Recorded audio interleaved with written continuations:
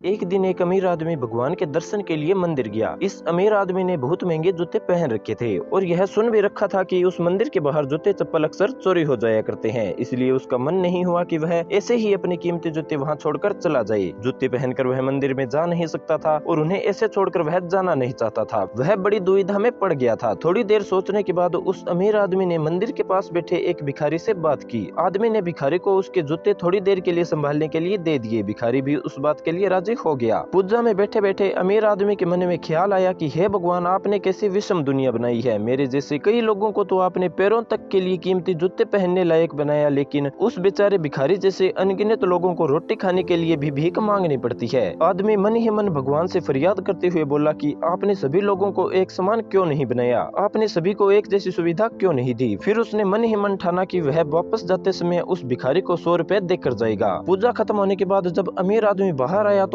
ना तो उसे अपने जूते कहीं दिखे और ना ही भिखारी। उसे लगा कि भिखारी किसी काम से कहीं गया होगा, इसलिए थोड़ी देर उसने वहीं खड़े रहकर उस भिखारी का इंतजार किया। काफी देर इंतजार करने के बाद भी जब भिखारी वापस नहीं आया तो अमीर आदमी ने अपने आप को ठगा हुआ महसूस किया। दुखी मन से अमीर आदमी नंगे पैर ही अपने घर की तरफ चल निकला। रास्ते में आदमी ने देखा कि एक फुटपाथ पर जूते चप्पल बेचने वाला बैठा है। आदमी एक जोड़ी चप्पल खरीदने के लिए उसके पास पहुंचा। वहां पहुंचते ही अमीर आदमी की नजर उसके जूते जैसे जूते पर पड़ी। अमीर आदमी पहचान गया कि ये उसी के जूते हैं। पूछने पर बेचने वाले ने पहले मना किया, लेकिन बार बार पूछने पर और दबाव देने पर उसने माना कि यह जूते उसे एक भिखारी 100 रुपए में बेचकर गया है। अमीर आदमी बिना चप्पल खरीदे मुस्कुराते हुए वहां से अपने घर की तरफ नंगे पैर ही चल पड़ा। उसे भगवान से की गई अपनी फरियाद का जवाब मिल चुका था। उसे अब समझ में आ गया था कि जब तक लोगों के कर्म एक जैसे नहीं होते तब तक सब एक समान नहीं हो सकते। भगवान ने उस भिखारी की तकदीर में 100 रुपए लिखे ही थे, लेकिन कैसे कर्म करके उन्हें लेना है यह केवल उस भिखारी के हाथ में था। वह अगर चोरी ना भी करता तो भी उसे 100 रुपए मिलने वाले थे। शायद ऐसे ही बुरे कर्मों की वजह से वह भिखारी था।